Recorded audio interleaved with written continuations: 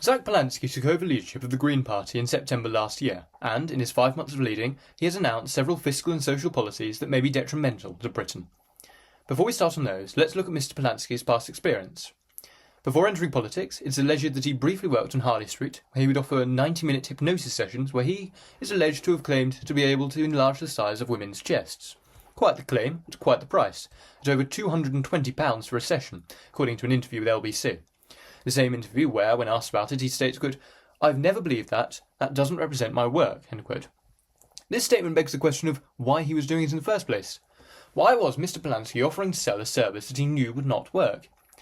It's important to note that Mr Polanski claimed he has never actually charged for the service in a statement in 2024. Ban landlords. In 2025, a motion passed internally within the Green Party to seek the effective abolition of private landlordism. This effectively bans landlords, with the Greens pledging to build more council houses. New home construction is slow at the moment and has rarely picked up. It's impossible to see how Polanski intends to fund this, as their economic policy, which we'll be looking into shortly, is far from bulletproof. According to a survey conducted by gov.uk in 2023, 19% of English households live in a privately rented dwelling, equating to 4.7 million families or 11.28 million people. Could any government be able to construct millions of homes for the British? I doubt that, which is why it's a surefire way to cause shock in the property market, raise concerns for commercial landlords, and force displacement for millions of families. The aim is to ensure that housing prices decrease. However, it would not catch up quick enough to house a new mass wave of people. And even if there were enough homes to buy, most renting households cannot simply produce thousands of pounds to deposit on a mortgage. Abolish the monarchy. In an interview with the ITV posted to social media in June of last year, Zach Polanski stated, quote, "I would abolish the monarchy, and that's not because I hate the royals, it's because I believe in democracy," end quote. He goes on to state that it is inequality because being able to interfere in laws, as we know, has happened. Mr Polanski is correct that British monarchs have interfered with laws in the past. However, this statement is very misleading, as the last time this law was refused royal assent was in 1707, when Queen Anne refused the Scottish Militia Bill.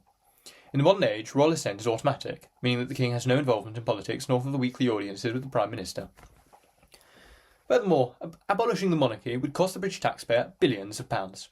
In 24-25, the Crown Estate profited £1.1 billion, with only 12% of that being given to the Royal House in the sovereign grant.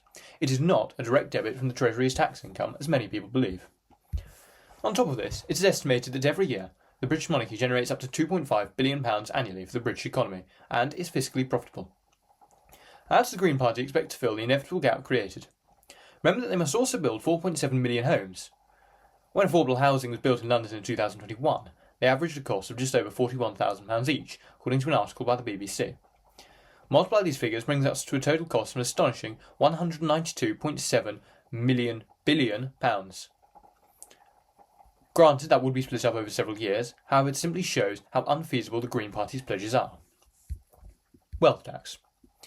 It's been said many times by many politicians that Britain needs a wealth tax. On paper it sounds terrific with the potential revenue and thus public service investment. Whilst it may have worked several years ago, the world is simply a different place to what it was in the era of, say, Baroness Thatcher's time as Prime Minister. There are a multitude of nations with extraordinarily low income/business tax rates that Britain's wealthiest are already flocking to, such as the United Arab Emirates. By introducing a wealth tax, this will simply drive more out. Britain's top 100 taxpayers pay over £5.7 billion to HMRC every year, according to an article by The Times. And estimates claim that the top 1% of taxpayers pay approximately 30% of income tax. It is thus safe to say that this would be a massive fiscal risk. So don't get me wrong, the environment is a real issue in the modern day, and it's great that there's an entire party dedicated to protecting it. However, it is dangerous when these ultra-specialised parties stray into the fiscal world and announce plans for if they win a majority in the House of Commons. How can we trust a party that has announced such grand spends with no contribution on how to back them up?